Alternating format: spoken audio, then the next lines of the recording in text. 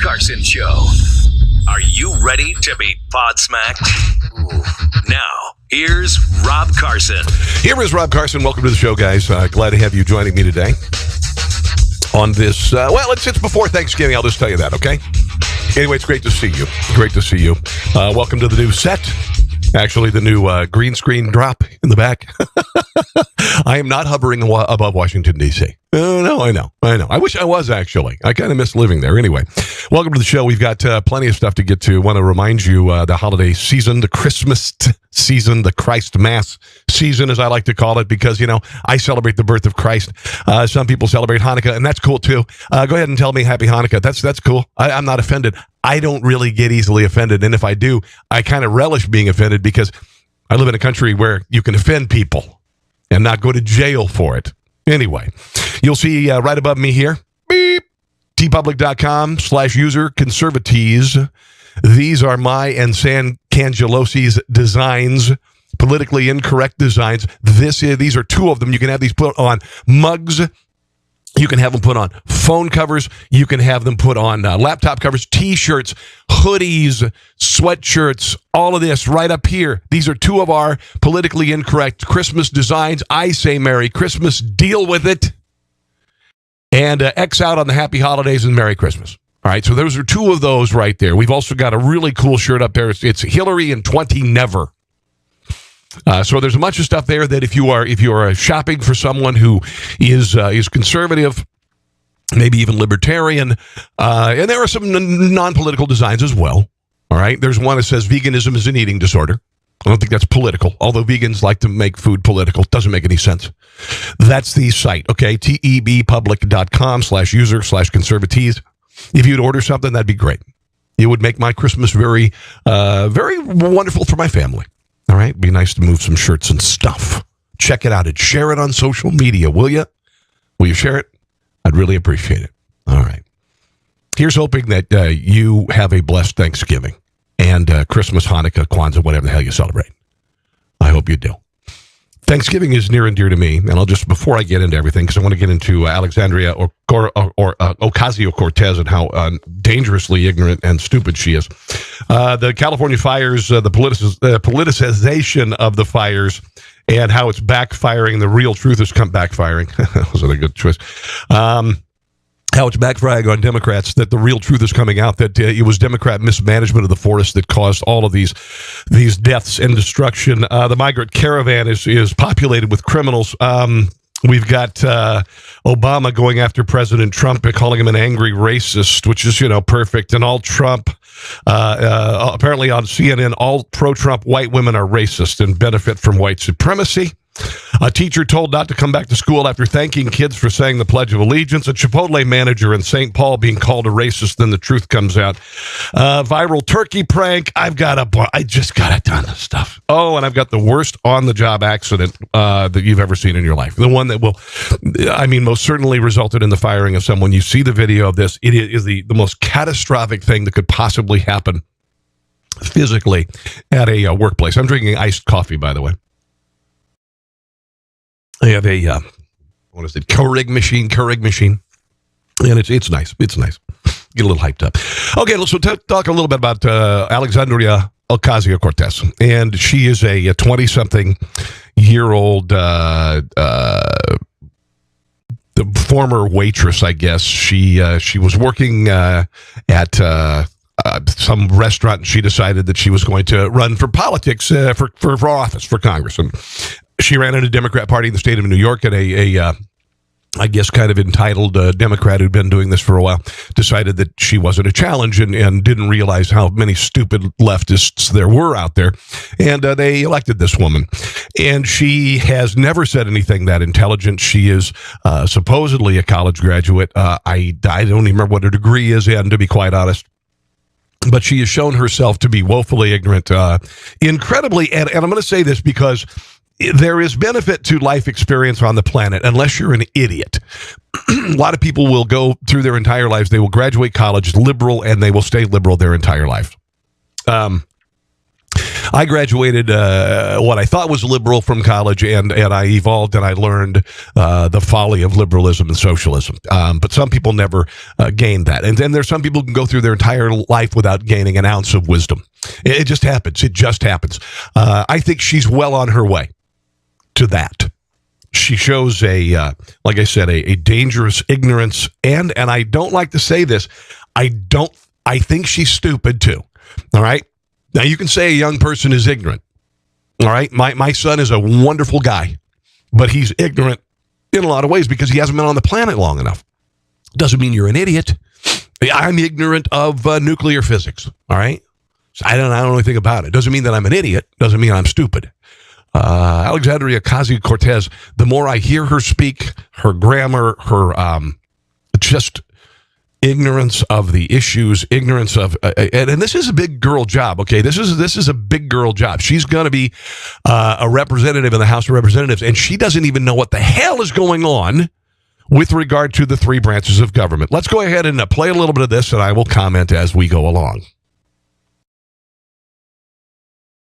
provided I can get it to play. Is that should we, and if we work our butts off to make sure that we take back all three chambers of Congress, all three chambers of government, the presidency, the Senate, and the House. Okay, all right. So she said, first of all, that there were three chambers of Congress. That would make the Congress, let me move over a little bit, a tricameral. We don't. We have a bicameral. We have a Senate and a House of Representatives. Okay, so she realized that apparently she'd made a mistake there. This is the millennial generation here. These are the guys who didn't have Schoolhouse Rock. They didn't learn about the process of a bill becoming a law and whatnot, and U.S. history like I did from Schoolhouse Rock. To start, and then I learned it from books, and then I just observed it for the last 30 years writing political satire nationally for Rush Limbaugh and others. So she doesn't know. Let's start it from the beginning. She doesn't know that we don't have a bicameral legislature, and then she becomes even more stupid. Is that should we, and if we work our butts off to make sure that we take back all three chambers of Congress. Yeah, there's two. All three chambers of government. The presidency. Yeah, there aren't chambers of government. There aren't chambers of government. There are branches of government. Here we go. So she's saying that the chambers of government, okay, which are not chambers, they're branches. The presidency, the Senate, and the House in 20. Okay, so the three chambers and branches of government are the president, the House, and the Senate. Okay, no, they're not. Dear God in heaven. 20. We can't start working in 2020. Okay, so yeah, Senate, Judiciary, and Legislative. No, it's not that. It is the Executive, the Judiciary, and the Legislative. Those are the three branches of government. Okay, that is the Supreme Court, both houses of Congress, and the President of the United States. There you go. See, Suzanne Ocasio Cortez. No, it's what is it? Is it Elizabeth Ocasio? Whatever the hell her name is. Anyway. Alexandria Ocasia Cortez. This could be pretty ripe. And the problem that I have with her is that nobody's calling her out on this. If there were anybody else, this would be the subject of late night fodder. They have adoring slobber fests on late night television with this woman because she is a product of grooming. She is a product of packaging. She's like Lady Gaga. Okay. Lady Gaga was created.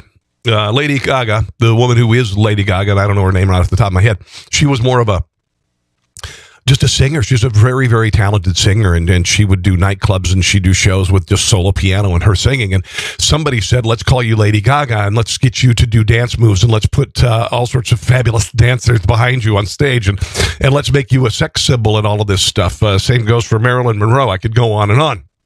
She is a product of packaging. She is not who she says she is. And unfortunately, when the emperor is naked standing on stage, nobody is willing to say anything. So when she's standing on stage and she shows herself to be, here's the analogy, nakedly ignorant and stupid, nobody in the liberal crowd will say anything about it. That's the problem. That is the problem. Okay, let's move on to the fires in California. Right now we have, I believe, 700 missing. There are 90 dead. The rainy season is moving in. California has a rainy season, and they have a fire season. The fire season starts first. You see, this is a natural thing that happens in nature. That's what happens. Fires have been taking place in California for millennia. All right, and it's been happening all over the world for millennia. There is a growing season. There is, and then perhaps with trees, it's not a growing season. It takes years, and then trees die, and they fall in the forest, and they become tender. And when a lightning strike or something like this happens, they catch fire, and all of that tender and the larger trees, they can survive it, but the undergrowth will be burnt. Here's the problem now in California. California Department of Natural Resources decided that it was more important to appease environmentalists than to clear out the underbrush. And President Trump said that they need to rake the forest, and he's been ripped apart. He was not speaking of literally going out and raking the forest. He was talking about a figurative raking of the forest, which is cleaning out all of this dead timber, which turned out to be tender. And where this natural phenomena is taking place, there are houses now, and there are cities now. One of them doesn't exist anymore. Paradise, California. It doesn't exist anymore. 90% of it was wiped out with fire. And there's something that I've been thinking about. They're not going to find most of these people. They've been reduced to ash. And when the rain comes, they will be washed away. And the only thing that will remain of them is the memories of them. I've been thinking about that. I'm meaning to be so profound here. But of course, climate change is what everybody's saying it is caused by. Eric Swalwell is a member of Congress from this district. Here he is on CNN talking about climate change and how they cause the fires, not government ineptitude at all, I guess. Of the numbers, at least 1,000 people are missing. 74 people are dead. And President Trump says other countries spend lots of time on, quote, raking and cleaning and doing things, and they don't have any problem. Congressman, what say you? Well, I just landed in San Francisco, and on approach, you couldn't see the entire Bay Area. And that is the choking, Yeah, well, I've seen that too, actually, and everybody's seen that. Get to your point. From this fire that's 200 miles away, to just give people an idea of what is going on in Northern California. So first, thank you to the firefighters who are helping folks. Sure. Okay. That's good. And the first responders. But there are a number of things at play here. One, historic drought in California. Two, California's been having drought forever. There are droughts that have taken place over and over again, time and time again. This isn't the first time drought has happened in Southern California. The inability to address climate change. Also, development. Climate change. Call it global warming, idiot. Don't change this. It was global warming, and when it wasn't warming anymore, you had to make it something else. Climate change. Climate change covers everything. The concept of climate change covers everything that liberals want. If it's warming, if it's cooling, if it's a little bit rainier, if it's not as rainy, if there are more hurricanes, if there aren't as many hurricanes, it covers everything. So everything bad weather-wise, natural phenomena-wise, can be blamed on climate change, which is caused by man. You are such an enormous, ignorant fool. in high-risk fire areas and utility lines that are close to trees and high winds. Debris from trees hit those utility lines and set the area ablaze. Those all have to be addressed. Wait a minute, were power lines caused by global warming, climate change? But that's something that has to be done thoughtfully with presidential leadership, local leadership, and not assigning blame or trying to... Well, you just did assign blame. You blamed it on climate change, which, of course, the left says is caused by us. So you did assign blame. Caddy K on Morning Joe talking about there is incontrovertible scientific evidence global warming is responsible for the forest fires. Here we go. Any problem? Raking. The president of Finland says he briefed the president recently on his country's forest management, but did not recall mentioning anything about raking. I'm not sure what... Oh, shake your head because he's such an idiot, and you aren't. Dear Lord. ...he's trying to get at Caddy K, but this just adds to the list of reasons... Here's Caddy K. Here's Caddy K. She's an expert on climate change and fires. Our allies and other countries around the world just look at America differently today. Yeah, they look at America there, Mika. You are...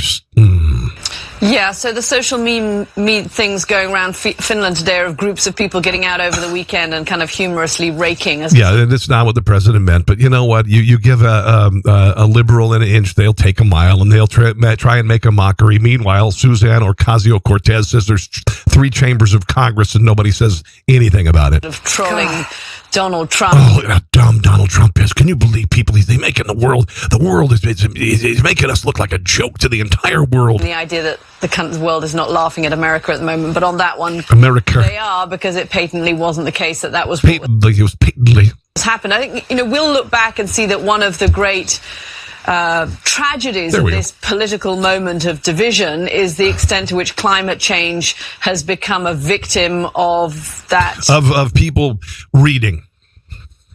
Climate change has become a victim of people educating themselves. Yeah. Climate change has become a victim of people informing themselves and exposing the lie that is climate change. Partisanship. And if you are on the side of Donald Trump and his supporters, you will go to the ends of the earth to say that climate change is not responsible for what is happening out in California or other parts. If it were, where else does it happen in the world? Parts of the world at the moment. Parts and of the world. If you are a believer in climate change and science, you will try and... Oh, and science. Okay, so there's your little slight there.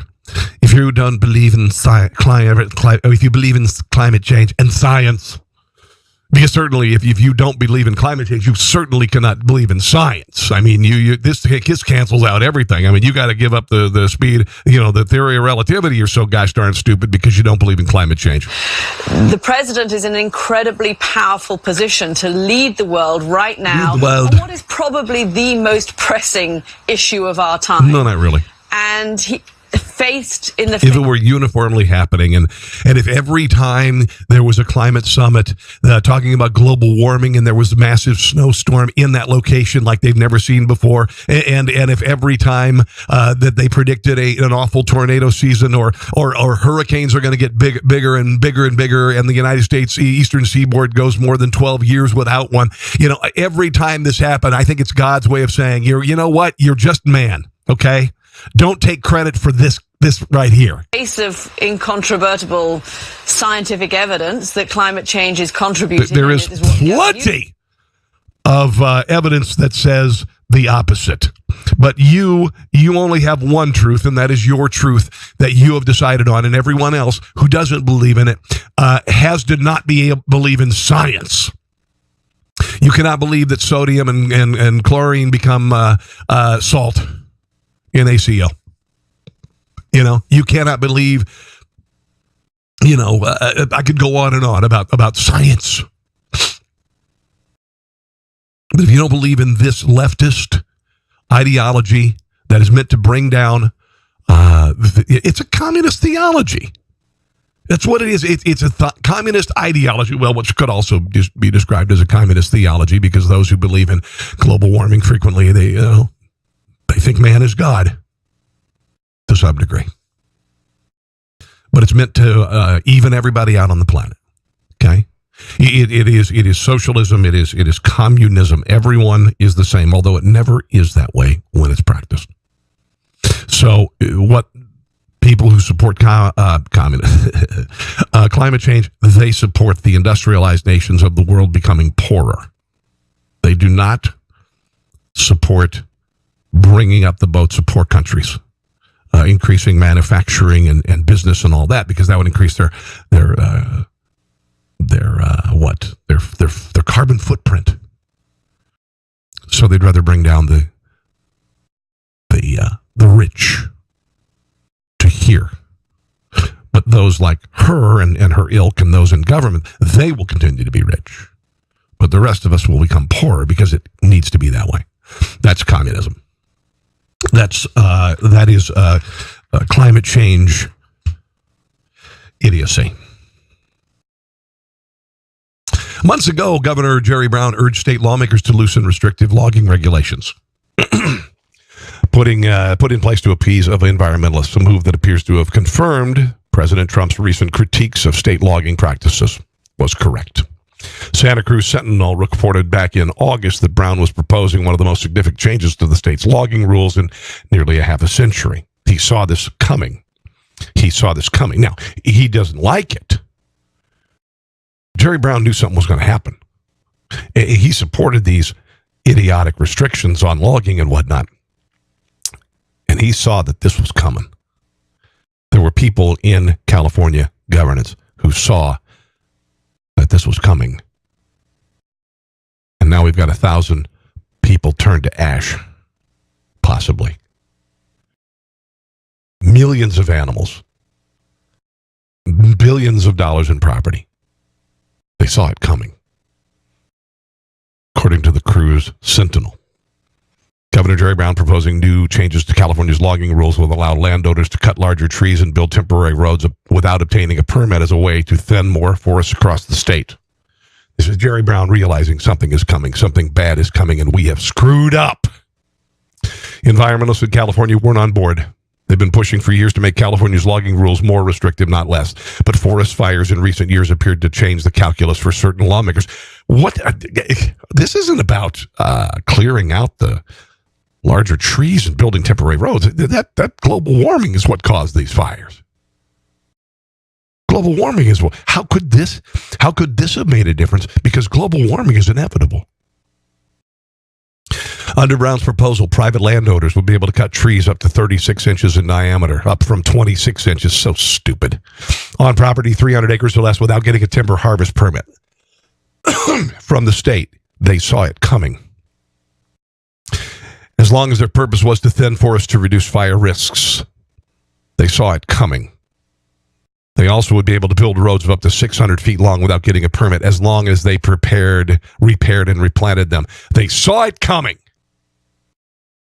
Forests, particularly in Northern California, lawmakers admitted have become dangerously overgrown, but there's currently little incentive for landowners to clear the trees. They are only allowed to clear dead and decaying wood and undergrowth. Can't clear healthy trees. By allowing landowners to recover some money from the process, letting them create and sell lumber, for instance, it could incentivize them to make bigger changes. Environmentalists said they were worried landowners would go way too far, cutting down ancient redwoods or clear-cutting property, but even the most ardent environmentalists admit that some thinning is needed. Despite his own embrace of the new logging rules back in August, Governor Brown balked at President Trump's suggestion that poor forestry and poor forest management might be to blame for the massive wildfires that ripped through northern and southern California earlier this month, claiming dozens of lives and tens of thousands of acres. He made fun of the president then, but he saw it coming. There's no reason for these massive, deadly, and costly forest fires in California except that forest management is so poor, the president said. Billions of dollars each year are given, with so many lives lost, all because of gross mismanagement of the forest. Remedy now or no more Fed payments, and they saw it coming. Brown's office. Our focus is on the Californians impacted by these fires and the first responders and firefighters working around the clock to save lives and property, not the president's inane, uninformed tweets. Well, they weren't, were they?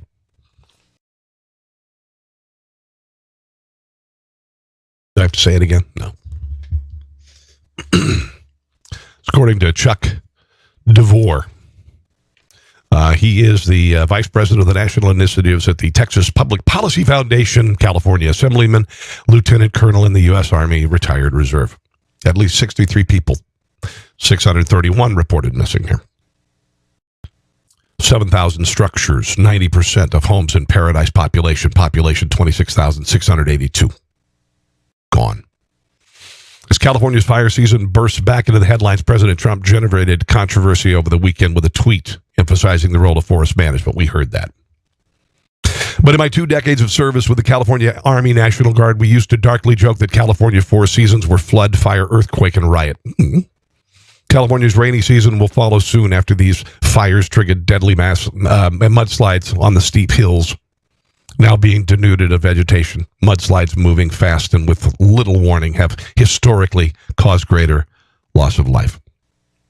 When deadly fires were burning last August, Mike Marcucci, assistant chief of CAL FIRE, California's main firefighting agency, did an interview with CBS affiliate in San Francisco. Quote, "It's a daunting task that we're working with some of our cooperators, federal and local authorities, to make sure we can get some of those trees out of the way to not add some of the fuel." CAL FIRE experts expanded on the problem by blaming decades of policy that discouraged controlled burns to reduce the fuel load in now burning forests in the north and hillsides in the south, creating tinderbox conditions. They saw it coming.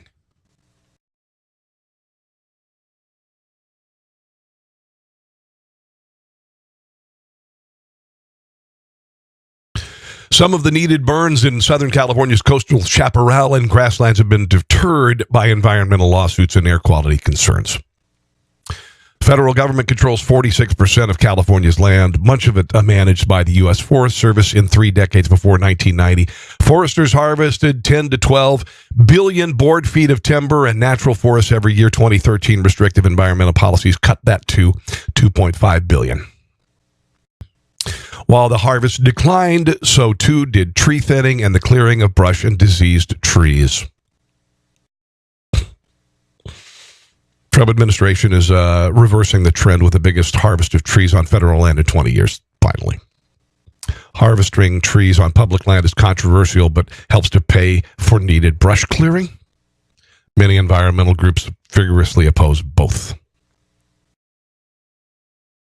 During this summer's fires, outgoing Democrat Governor Jerry Brown blamed global warming, of course, climate change. California's cap and trade program is now taking some $1.5 billion a year from the state's economy. It goes towards their high-speed rail project. None of the money has been allocated for forest management or controlled burns to release the fuel load until a modest $170 million was announced in August after the first big round of big fires because they saw it coming. This is criminal. This is a criminal ignorance. Honestly, it is. 700 to 1,000 people. This is third world stuff, folks. And it was caused by not global warming, but mismanagement. It's a natural thing for the forest to burn. It is a natural thing.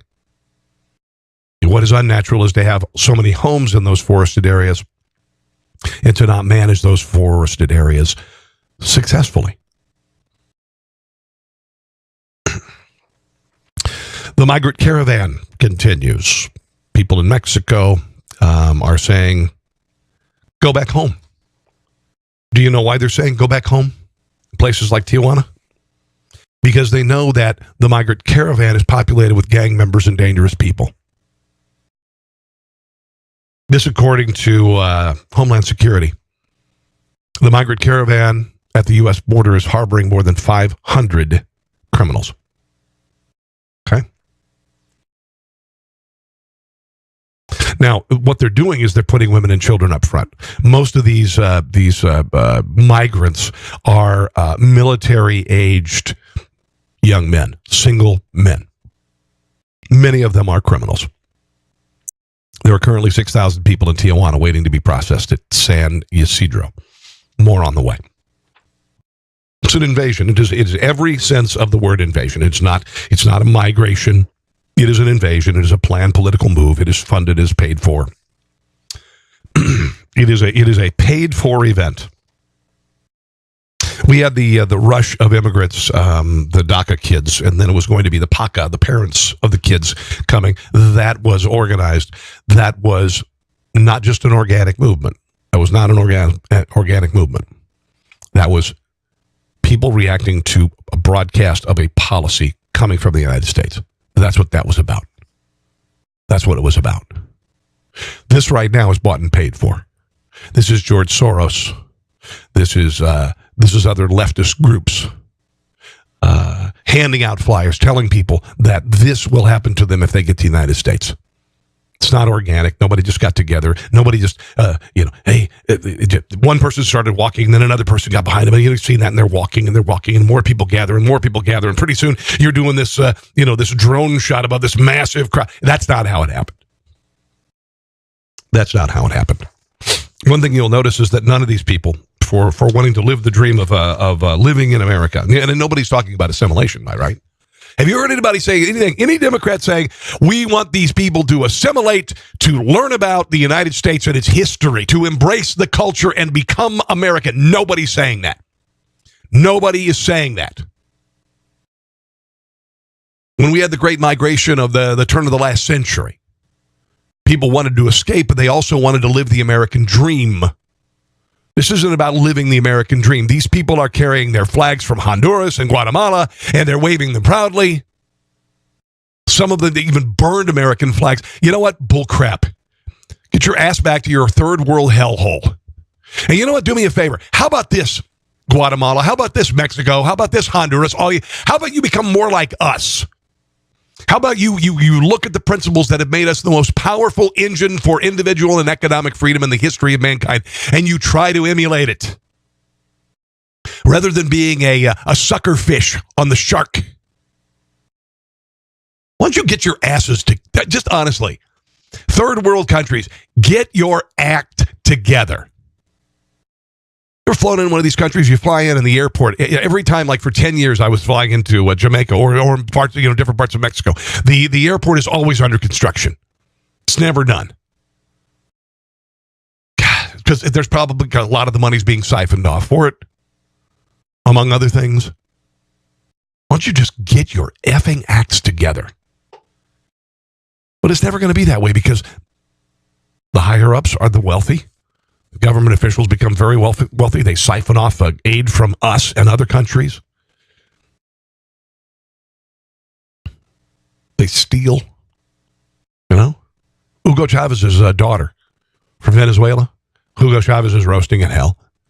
His daughter's a billionaire. What did Hugo Chavez build? What idea did he come up with? Nothing. Donald Trump said basically, if migrants fear their country so much, why are they still waving the flag of Guatemala and Honduras? And that's a good question. If your country is so awful that you have to escape, why are you proudly waving its flag? What? As long as necessary. They built great fencing. They built a very powerful fence, a different kind of a fence, but very powerful. The fence is fully manned. Nobody gets through. And when they're caught, they're not released. And it's very interesting. I said it this morning. They come up and they're talking about all their great fear, all their problems with their country, but they're all waving their country's flag. What is that all about? If they have such fear and such problems and they hate their country, why do we see all the flags being waved? For Guatemala, for Honduras, for El Salvador, we're seeing flags all over the place. Why are they waving flags?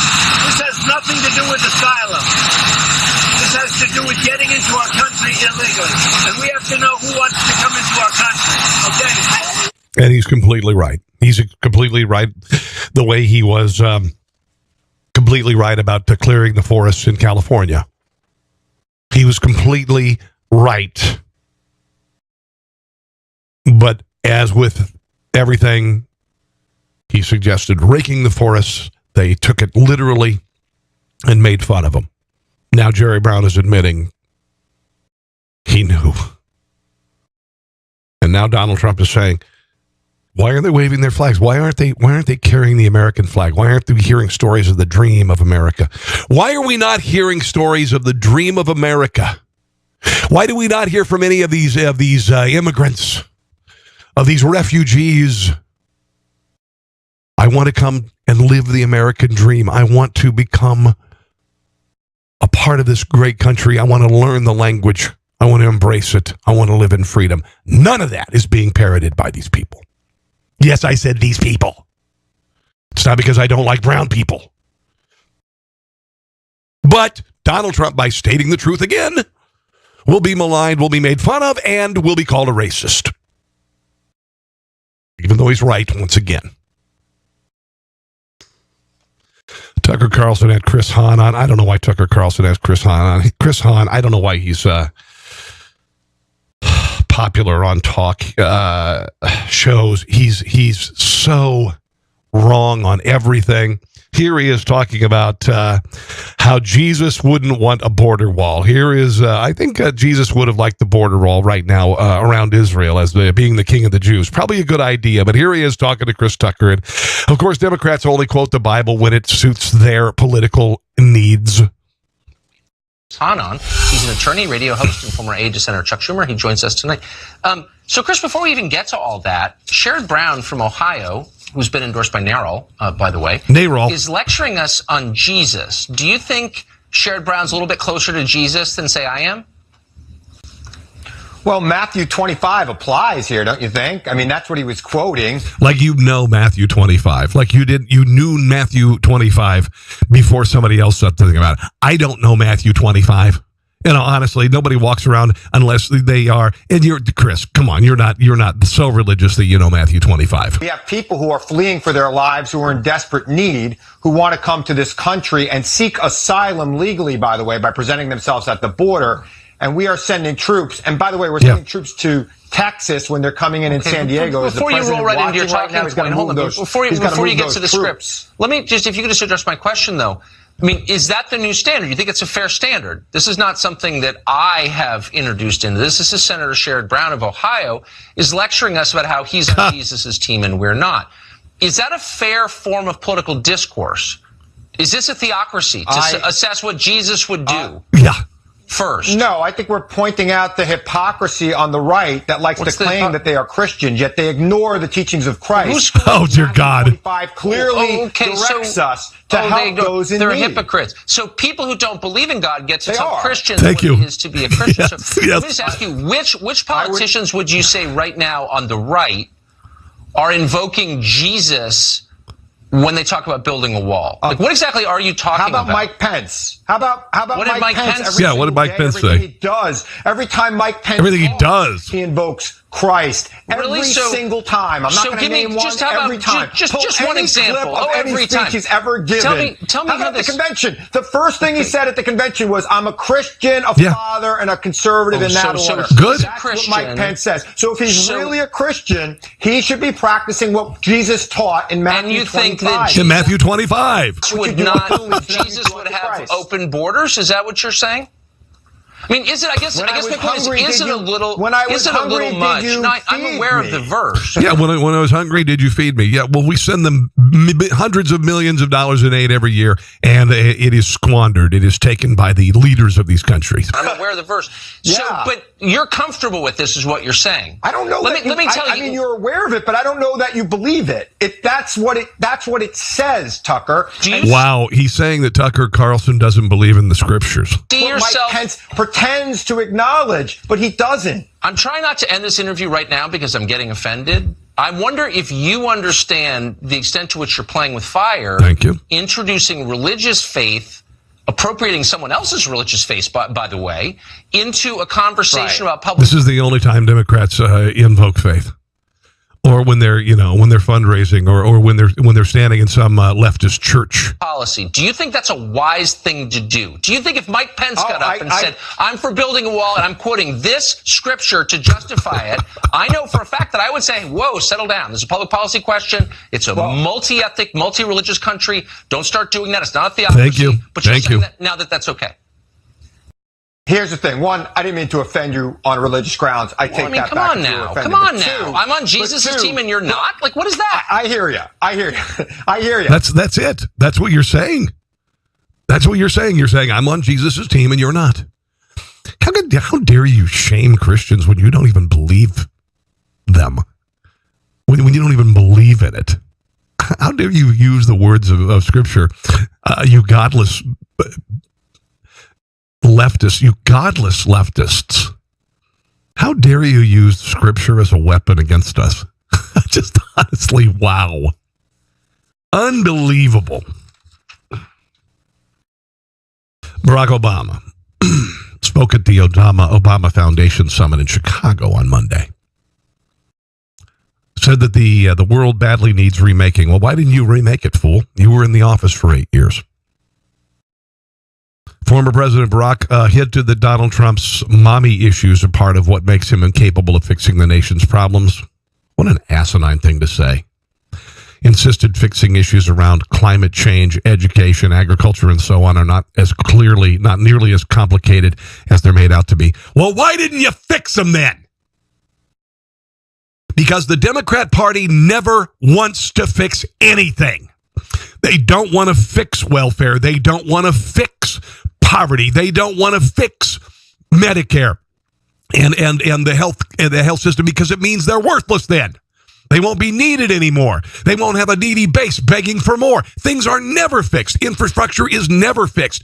The IRS is never fixed. They're never, ever fixed. And there's a reason for it. Part of it is government incompetence, and part of it is people who don't want it fixed.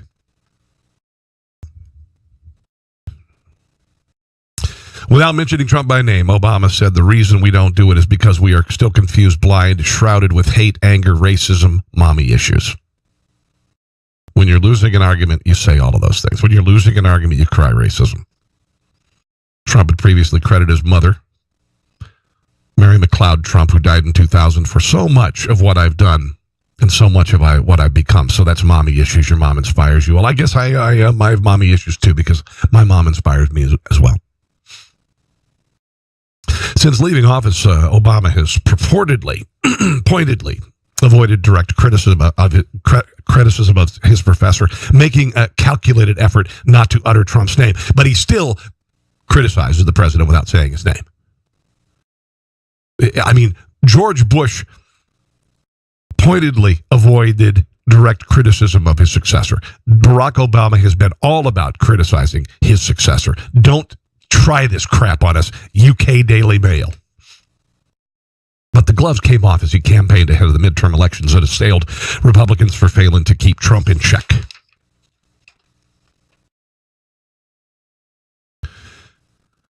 Another dig at Trump on Monday. Obama suggested the U.S. was a better place before he was sworn into office. Well, okay. And then it went downhill when you came in office, I guess. What happened to the Republican Party, asked Obama in a speech in September, where he accused Trump of capitalizing on fear and anger. It's not fear and anger. Well, you were about fear and anger. You know, you can't have health care. The Republicans are going to take away your health care. The Republicans are going to starve you and your children. That's fear. That's the Democrat Party. The Democrat Party is steeped in fear. The only thing you offered was hope, a mindless, meaningless word. Hope doesn't put food on your table. I mean, you hope there's some food on the table someday, you know? You hope you're going to get a raise. Well, how well did that work for 8 years?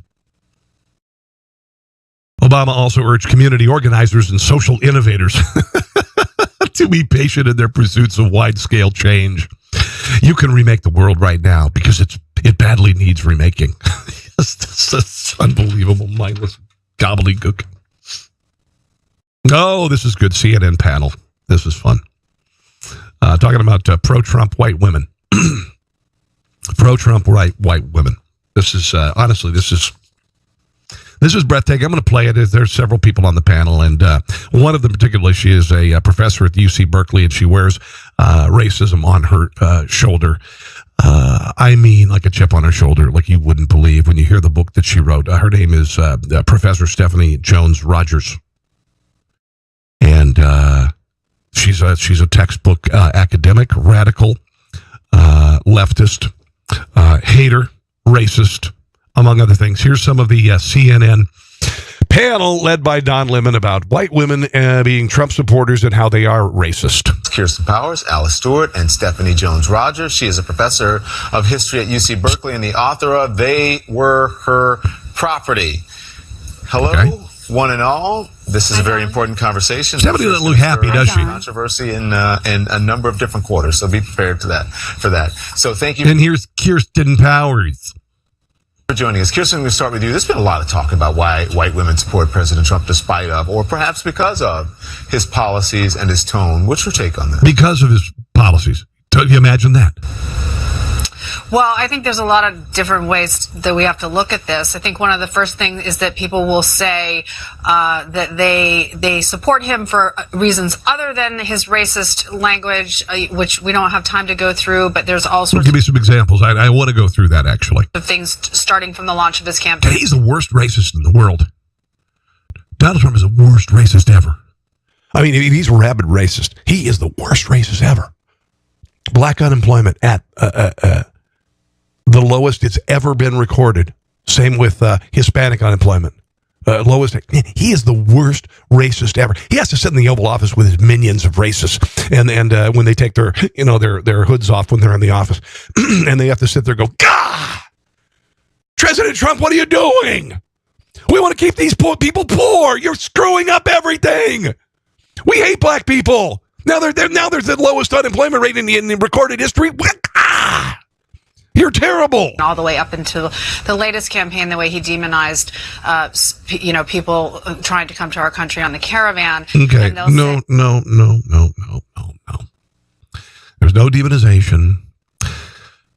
I'm not going to explain it, dear God. Well, I'm not racist. I just voted for him because, I didn't like Hillary Clinton. And I just want to say that that doesn't make you not racist. It actually makes you racist if you.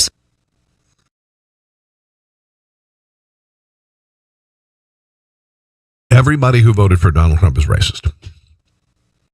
You've lost the argument. Sometimes you almost seem lucid, Kirsten Powers. Sometimes you almost seem lucid, and then you expose yourself for what you are. Intellectually and morally bankrupt. Support somebody who does racist things, that makes you racist. So I just want to establish that. As for why white women do it, I think we have to recognize that white men are doing it as well. But I think sometimes we would hope that we would get better behavior from white women because white women are themselves oppressed. And that better behavior, and white women are oppressed. Better behavior means right-minded thinking with the Democrat Party and the left. That's better behavior. If you think supporting another candidate on the other side of the aisle, that's not right behavior. Yeah, and white women are oppressed. That's good. My wife doesn't feel oppressed. They would therefore be able to align themselves with other oppressed people. White women are oppressed, and who the hell is not oppressed then? Oh, me. I'm not oppressed. I'm a white guy. That's the only people who are. White women are oppressed. Oppressed, really? White women? Seriously? Do you feel oppressed? Oh, dear God. I think we have to remember that the white patriarchal system actually benefits white women in a lot of ways. And I thought we were oppressed. I thought the white women were oppressed. You know what?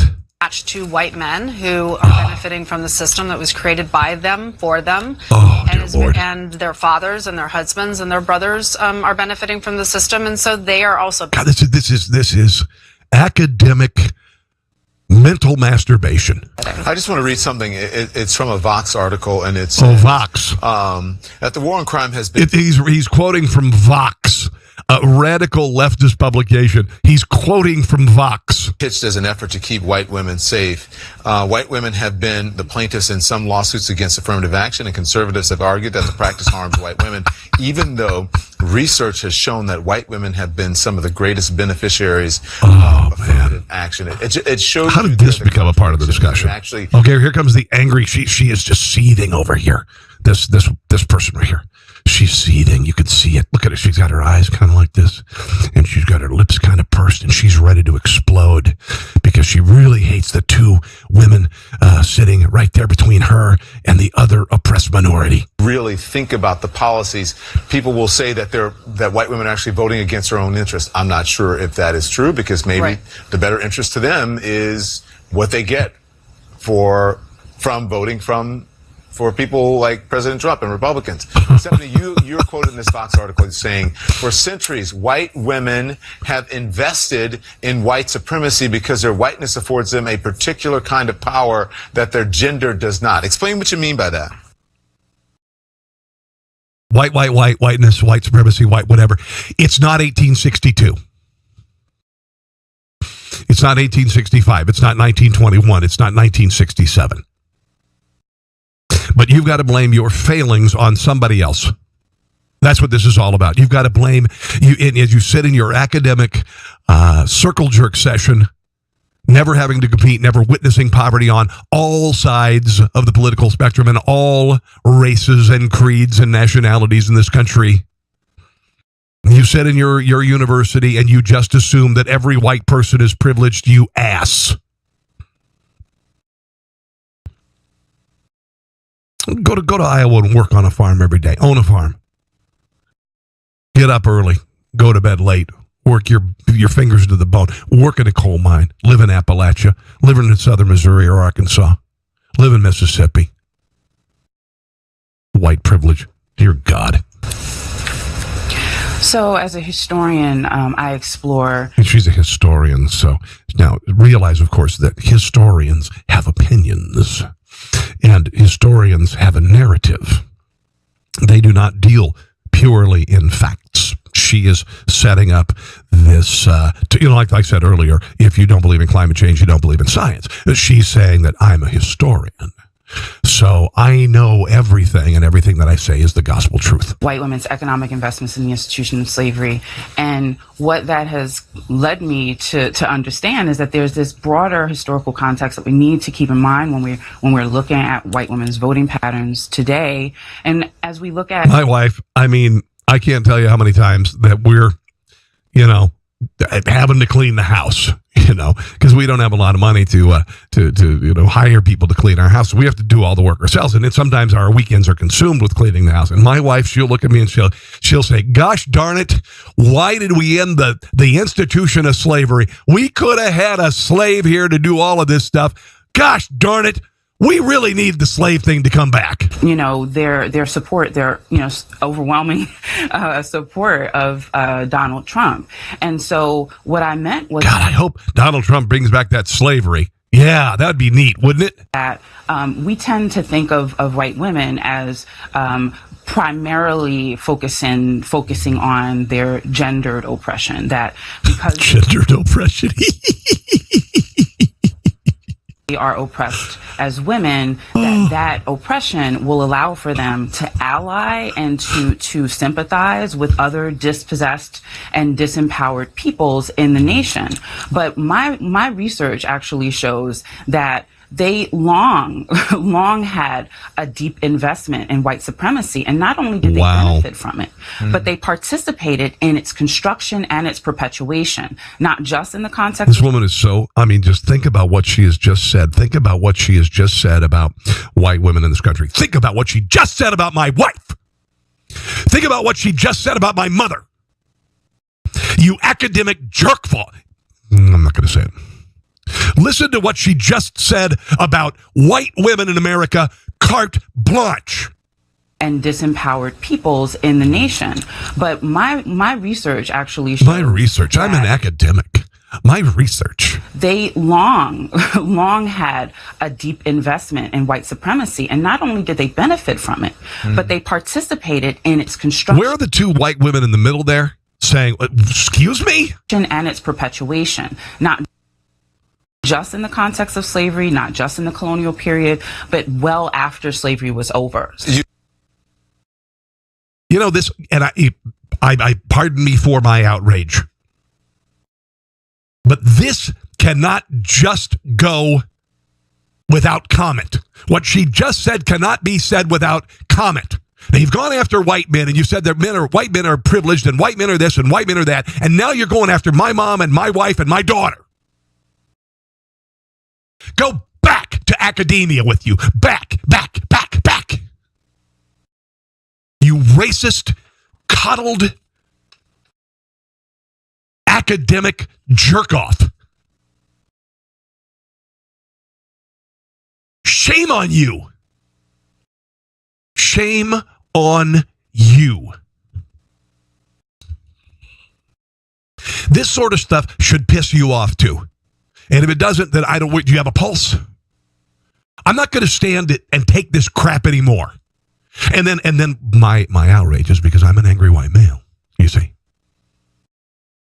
This is nonsense. Nonsense. Coming up, turkey challenge is freaking out parents everywhere. A tearful pet reunion with the California fire survivor. And that's a good one. Why Google is fueling hypochondria, and the worst at-work accident ever as far as destruction of property. And when you see this, you are going to cringe, and you are going to kind of chuckle. So, Pennsylvania, I'm not sure if this is Pennsylvania. Teacher's been told not to come back after thanking students who recited the Pledge of Allegiance. He works at a school. And their mascot is the Patriots, and the kids stand and say the Pledge of Allegiance, and one kid decided not to stand and say the Pledge of Allegiance, and the teacher didn't go, hey, stand up and do the Pledge of Allegiance. He just said, I want to thank you kids for standing and doing the Pledge of Allegiance. Of course, that is going to cost him his job. It's a school district where school board members stand and recite the Pledge of Allegiance, and where the nickname for Parkway South High School is Patriots. The PA announcer says, please rise for the Pledge of Allegiance. So I come, let's go. Kids get up. In this particular case, 24 kids in class, 22 got up. So I say, thank you very much, all of you that participated. I appreciate that. And I'm sure all those families that lost loved ones, so that we could have the freedoms that we have today, would appreciate that too. Yes. And that's what I said. Firkin says he's been a substitute teacher for the district for about 10 years and filling in at Parkway South almost daily for the past 5. Now district officials have told him he can no longer work at South, but can continue at other schools. He just told the school board he would not be doing so. How in the world can we go from thanking the kids for saying the Pledge of Allegiance to being charged with bullying even occur? It's kind of like saying, Miss Davis, I like your hair tonight, but if I don't say Miss Hopper, if I don't say the same thing to Miss Hopper, she gets offended. And then you guys say, as a collective group, we don't want you to come to the board meetings anymore. That flag is not to be taken for granted, in my opinion. It is our symbol of freedom. Superintendent Dr. Keith Marty now says the students who did not stand were humiliated and teased by the others. He also said, boo frickety who. Boo frickety who. Firkin has run afoul of school policy in the past by recording video of students at another high school without their permission, and by sharing his personal contact information with students. Still, it's only... Oh, they're going to bring that up to destroy his character. They're going to bring these things up to just further piss on his career. I get it. Okay, sure. After the pledge incident that Firkin has let go, and to him, it just doesn't add up. Are you done? Yeah, I've had enough. And it's a shame. I mean, I that's what I'm going to miss. I'm going to miss the kids. Now, the superintendent's letter to parents and staff tonight says that it's not Firkin's job to encourage the pledge. The letter says, we proudly recite it in all schools, but students choose whether to participate. It's not the role of the educators to make a judgment about that. He didn't make a judgment. He didn't make a judgment. He didn't make a judgment. All he did was say, thank you for standing. He didn't make a judgment. Unbelievable. This is a really unbelievable story. A woman working out at Chipotle She's having to say she's not a racist. She lost her job at a Chipotle restaurant in St. Paul. 21-year-old customer accused her of racial stereotyping. So you got this black guy come in with his friends, and she says, "Hey, I need to see the money up front, or you're not going to get your Chipotle." So she's a racist. I mean, can you believe that somebody would not ask another customer to pay first for their food? But this black guy comes in. Well, let's watch some of the video because this woman clearly is racist. So what we gotta do? What we gotta do? Hey, because you never have money when you come in. We never have money. We got no money, bro. Like, can we just get our food? I just run off of my food today. Can we just get our food, folks? I just might run off of my food today, bro. Apparently, we ain't got no money. We ain't got no money. Bro, you know me. I pay here every freaking day. Let's not even worry about that. Can we get our food? I didn't even see her before. Well, I've never seen her. She's such a racist. Can you believe this? Crazy stuff. This is like the lunch counter at Woolworths. Somebody get your man. Well, I'm getting my food, bro. What? I'm doing this being mean. She's doing this making crazy accusations. Bro, what is this? She's doing this making accusations. You're talking about making crazy accusations. She's a racist. Yeah. Y'all basically stereotyping us. Yeah. We don't say it. You're stereotyping us. For what reason? I come here every day. We can wait here till they close. I'm about to be off on it. I'm about to be off on it. Bro. Can I get a burrito bowl? I don't like the stereotyping. I don't like it. Yo, hold on. Can we get our food though? So we gonna get served or not? Yo, we at the Grand Chipotle in St. Paul, MM, bro. What's up? Can we get served? Yo, put this on Twitter. Hey, man.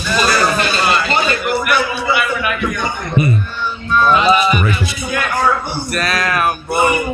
They really are that. Hey, shout out, man. Add me on the snap. 424 Mamba. You feel me? I'm about to D off with it. Not serving black people. Oh, wait a minute. There's a black guy right there.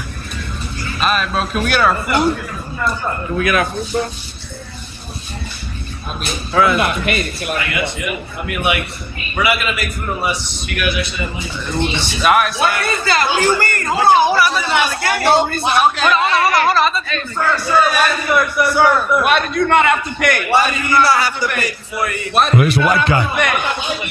Why did he have to pay? Can you explain to us why you didn't have to pay before you got your meal? Nah, bro. On the face of this is racism of the worst kind. Here's the problem. The young man who videotaped this has a history of dining and dashing. Several tweets boasting about not paying for Chipotle. The manager, Dominique Marie Moran, 23, was branded a racist and fired from her job. She was offered the job back. Said, "I'm not sure I'm going to take the job offer. I feel grateful, but at the same time, I still have questions. I'd sue their asses off." She says, "I'm a genuine person and helpful. I thrive from making people happy. I have nothing to hide. I'm not a racist. I know who I am. No one asked my side of the story, and I feel I deserve to be heard. People are showing a lot of support, and I'm very grateful." Masad Ali is the person who posted the video on Twitter. Happened last Thursday, saying Dominique refused to serve him and his 4 black friends and asked them to prove they could pay before taking their order. His post sparked a furious backlash against the manager and Chipotle. Later emerged that he had posted a series of tweets about dining and dashing and stealing from the restaurant chain. Here's what he said. Amen. I think Chipotle catching up to us, fam. Should we change locations? And yo, what should we do about the other thing? Read in a since deleted post. I don't know what it means. Dine and dash is forever interesting, Ali wrote in another since deleted tweet from July 2015. Another post from March 2015. If you a real ass N-word, we going to Applebee's and eat as much as we can and tip the nice lady 20 cents and walk the F out. In one post, he also discussed stealing Tabasco bottles from Chipotle. And in another tweet, guys, we're borrowing food, that's it. And if the lady tries to stop you at the door, don't hesitate to truck the shit out of that bitch. Ali has since deleted all of these posts. Dominique moved to Minnesota from her home in Long Beach, California, after she was offered a softball scholarship to attend Dakota County Technical College. She studied earlyhood child education, but took a job as a classroom assistant for high school students with special needs. And this punk-ass bitch, I'll just call it. I don't like to use the language that I use off the air, on the air, although this is protected by free speech. It's the interweb. What a little piece of crap. What a foul little piece of crap that offers nothing. Offers nothing to society. He's been stealing food for years, and now he uses racism and attempts to destroy someone's life because he can't steal. Let's watch a little bit more of this ass. No, bro, are you being serious right now? Are you serious? Are you being serious? Show me you guys. No! I got some shit. Bro, what are you talking about? Bro, can we get some shit? Bro, can we get our food? These guys come in all the time, and what they do is they steal. And the business owner, the kids who are being paid minimum wage to work there, finally said, you know what? No. We need to see your money up front because you're a liar and you're a thief. Hope the son of a bitch goes to jail. I hope you... Unbelievable. A new trend called Turkey Challenge is taking over social media ahead of the holiday, and people texting their parents and grandparents asking how to cook a 25-pound turkey in the microwave. While most parents were straight up shocked by their kids' stupidity, others offered surprisingly helpful tips. Yeah. Just say to my kids, Will and Avery, don't even try it. Don't even try it. Don't even try it. I don't want to. Let's do some other stuff. Let's move on from the serious to a couple cool things. I want to share a video of this poor sap in this warehouse. I'm going to share that. That'll be the last story of the day. This poor guy. I mean, just one simple mistake. It's not his fault, but I'm sure he probably lost his job. Lacey Ping was forced to abandon her cat Mason. He escaped in the evacuations, apparently ran away because he was terrified, right? I'm not a cat fan. I don't like cats. But this is, of all the things that could happen. And then I'll give props to this woman. She loves her cat. And this is some amazing people who rescued the cat and nursed it back to health. And there's the reunion. Here's the reuniting. No. Sorry about the noise. He's Mayson. Mason! That's Can you imagine? sedated. Right now we just changed. Yeah, that's our cat. That's my boy. Oh, that's my boy. It's okay. I got you. Should have never ran away from Mama to the fire, bud. Yeah. Wow. Oh, that's my boy. That's him. Thank you very much. Of course. Really glad that we found his family. He's so sweet. They mean so much to us, don't they? They mean so much to us. I just thought that was a great story. My dogs mean a lot to me. And sometimes they are pains in the rear end. Oh my gosh, they are. But they mean so much. And I just thought that was a neat story and I wanted to share it with you. Google fueling hypochondria. Searches for health conditions are at an all-time high. Internet searches for various health conditions have increased by thousands of percentage points over the last 3 years, sparking fears the web is fueling hypochondria. It's happening all the time. I do it all the time. I get freaked out. UK searches, search volumes for terms such as how to know chest pains are serious have risen 8,781% from 2015 to 2018. Searches for keywords like sciatica, acne, IBS, plus treatment are now searched over 100,000 times on average every year since 2015. Stomach ache and aching legs were also top searches. Yeah. There's so much self-diagnosis, and it's been going on for years on the web. Okay, I'm going to wrap things up with this. Before we go, again, go to tpublic.com/user/conservatees. Check out our politically incorrect designs, including these Christmas designs. These are not the same design. They're two different designs. I say Merry Christmas, deal with it, and cross out Happy Holidays, say Merry Christmas. Okay, you can get that on laptop covers. You can get it on T-shirts and sweatshirts and all that stuff. Get them on before Christmas, okay? Order before Christmas because you're going to want to have one on before Christmas. And then there are some other gifts up there with designs like Hillary in 20 Never, which is really funny. Hillary in 20 Never, it looks like a campaign shirt. It says to Hillary in 20 Never. You can get that. So if you would go there, that would be greatly appreciated. I noticed that the sales have begun to tick up just a little bit. I'm not making a living off it, not even close. I'm making a few dollars. But if you'd go there, I think you're going to like the designs. And if there's somebody in your life who is a conservative or libertarian or right-thinking or, just has common sense, I think you'll enjoy some of the designs there. Here's the epic warehouse fail. Forklift driver driving along an aisle of a distribution warehouse. As he made the way to the end, he bumped a tall pallet of beverages. I don't know exactly where. Nobody knows where this distribution warehouse was. But can you even imagine something this slight causing this? There's no sound to it, but just watch.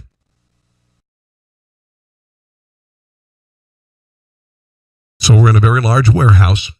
I don't know where this is. It could be in the United States. Could be wherever. Here comes a forklift driver.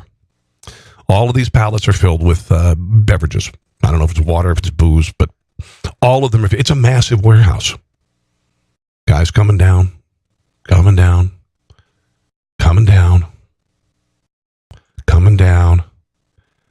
Just clips. Right there. Okay, just watch this. This is very slight. This is a very minor mistake. Just clips. Watch it. Here it is. There's the clip. That's what he did. Enjoy. Oh, no. Oh, no. Okay, that's bad. That is really bad. That is so bad. Oh, God, it could get worse. Oh, it's getting worse. It is getting so worse. Oh, God. Could it get it? Oh, it's getting worse. And it's, oh, wow.